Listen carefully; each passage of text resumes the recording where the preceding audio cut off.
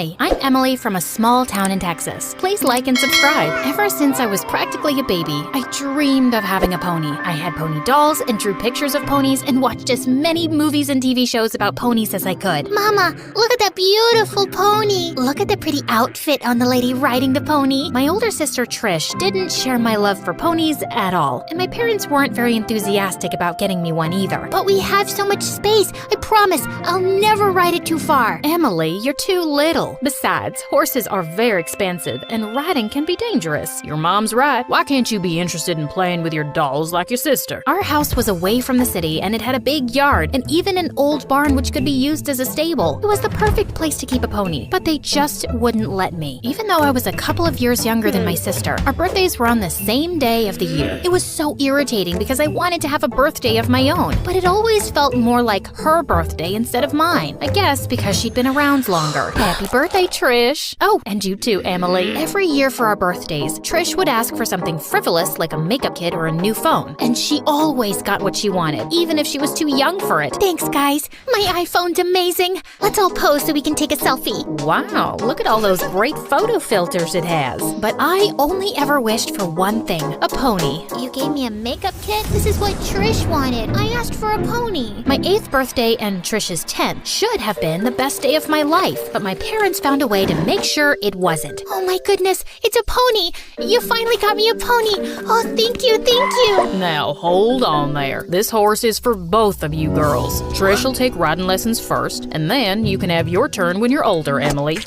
You want me to ride that big, scary, dirty animal? But Horse riding's great, honey. It may seem awful to you now, but trust me, you'll love it once you get the hang of it. I don't have a problem with the horse. I love him already.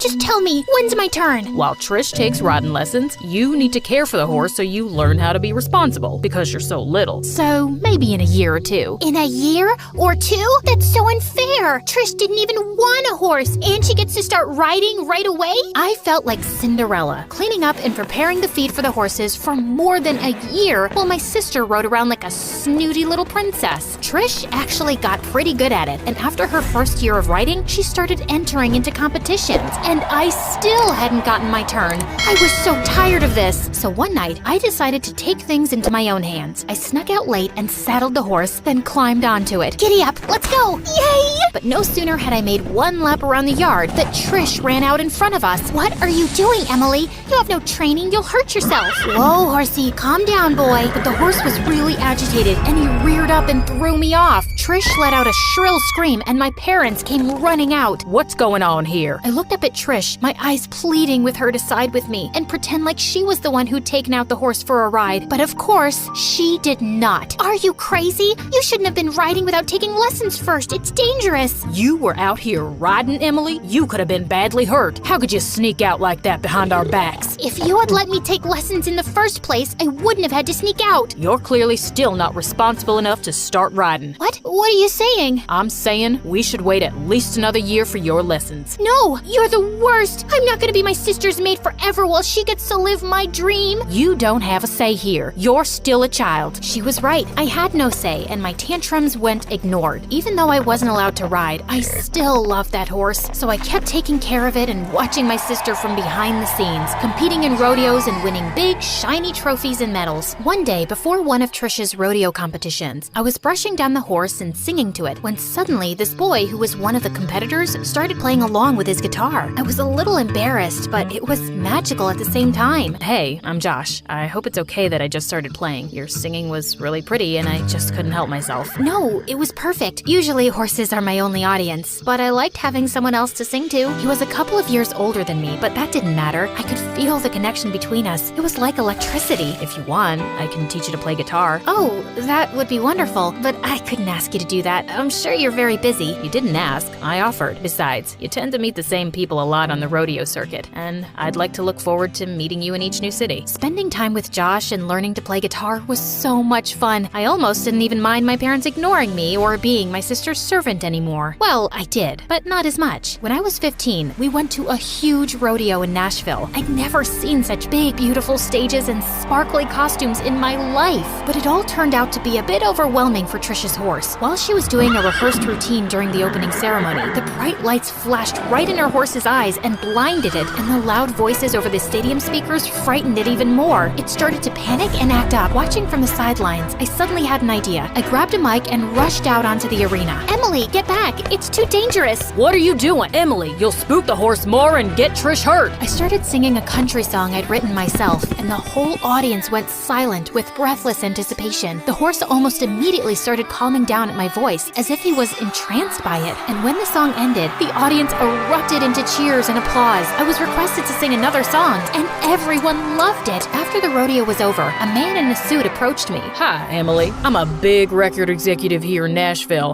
and I think you could be the biggest country music star ever. Wow, really? Yes, really. My parents weren't thrilled at the idea, but the record executive convinced them by saying I could perform at the same places we were already going to for rodeo shows, so they agreed. But Josh seemed really excited for me and gave me a big hug. Thank goodness you acted fast and saved your sister like that, and I'm so proud of you for getting that recording contract. I blushed at the compliment. As we pulled apart, our faces were close, and I felt this was the moment we were going to share our first kiss. But then suddenly, something horrible happened. Well, I'm glad this show's over. Trish, I was so worried for you. Josh literally pushed me away and drew Trish into a long hug, and then they kissed. I was so shocked. It was like reality had shattered into a million pieces, and down was up and up was down. It didn't make sense. And then I was so angry I could spit nails. I felt like fire was running through my veins, and I wanted to shoot lasers out of my eyes. Get away from him, witch! What? How could you steal my boyfriend, Trish? Right in front of my face? Your what? Emily,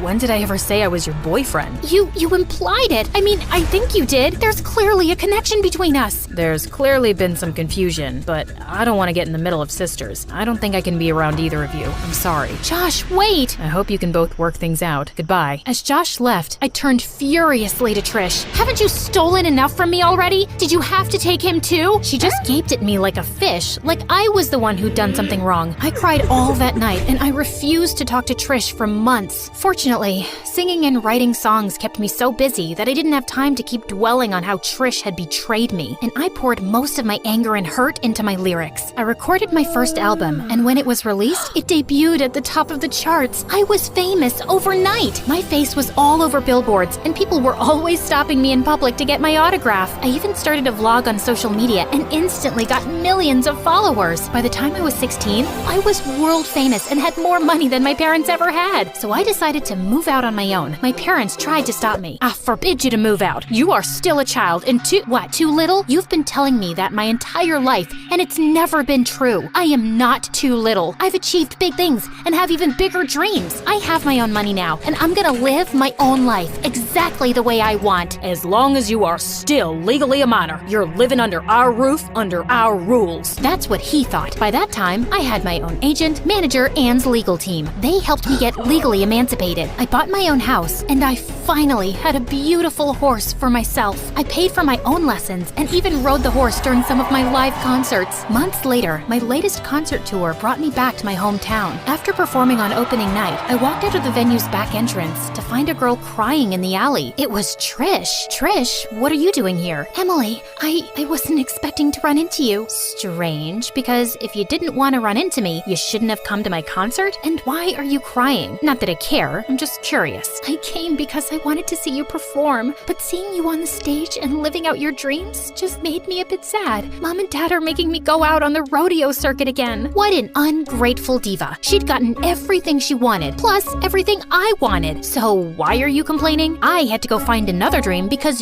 you took mine away, and now you're crying about it? Emily, I never wanted to ride a horse in the first place. How do you not remember that? I wanted to play with makeup and design dresses. Mom and Dad made me take lessons so I could be a good example for you. I'm sure all of their attention and winning those awards didn't hurt. My medals and trophies mean nothing to me, and our parents were suffocating me with attention. I couldn't get a second to myself. I wished I could just hang out in the stables like you for just one day. You wished you were like me? Oh, I see. Maybe that explains why you tried to steal Josh from me. I didn't even know he was your boyfriend. I don't think he knew that either. Are you sure you didn't just misread some signs? I don't know. Maybe I did. It was beginning to dawn on me that I'd been kind of self-absorbed and jumped to conclusions too fast. And maybe my sister wasn't that horrible. She just didn't have the strength to fight for her dreams like I did. Trish, I'm sorry I judged you so harshly, but you really can't spend the rest of your life doing something you don't love. You need to stand up to Mom and Dad, and I'll come with you.